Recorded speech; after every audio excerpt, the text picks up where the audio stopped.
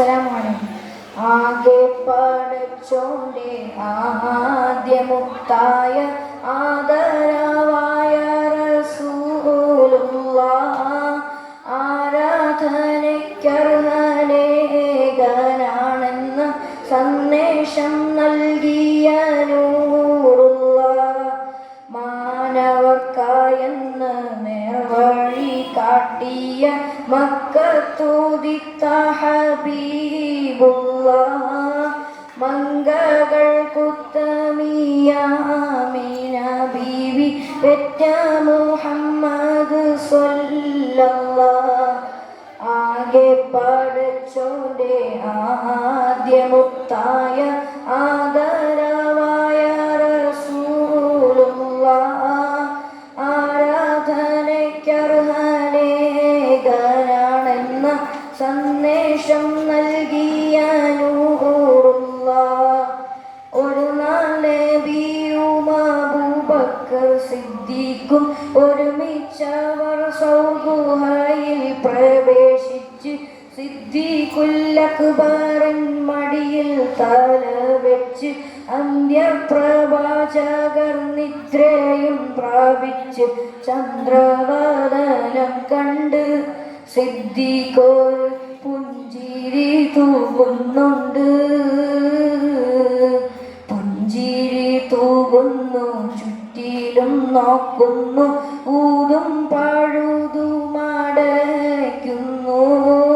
പഴുതും നടയ്ക്കുവാൻ ശീലത്തുണ്ടില്ല, പാദവിരൽ കൊണ്ടമർത്തുന്നു. മുത്ത് റസൂലുള്ള സുഖമായുറങ്ങുന്നു, മുഖം കണ്ട് സിദ്ദീഖോർ സന്തുഷ്ടരാകുന്നു.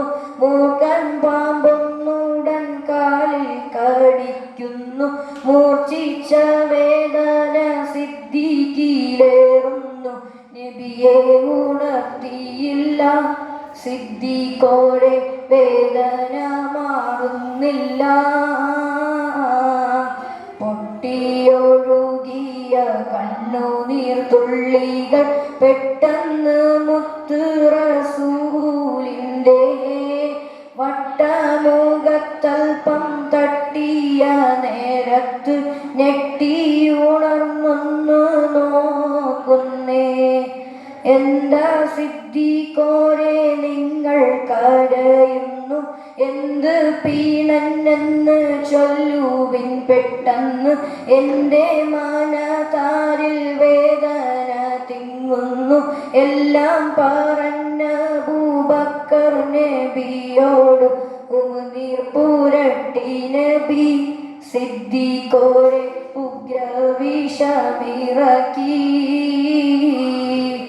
ആകെ പടച്ചോന്റെ ആദ്യമുക്തായ ആദരവായ റസൂലുള്ളാഹ് ആരാധനയ്ക്കർഹനേകനാണെന്ന സന്ദേശം നൽകിയ നൂറുള്ളാഹ് മാനവർക്കായെന്ന് നേർവഴി കാട്ടിയ മക്കത്തുദിത്ത ഹബീബുള്ളാഹ് മംഗകൾ കുത്തമിയാമിന ബീവി പെറ്റ മുഹമ്മദ് സ്വല്ലല്ലാഹ് ആകെ പടച്ചോന്റെ ആദ്യമുക്തായ ആദരവായ റസൂലുള്ളാഹ് ആരാധനയ്ക്കർഹനേകനാണെന്ന സന്ദേശം നൽകിയ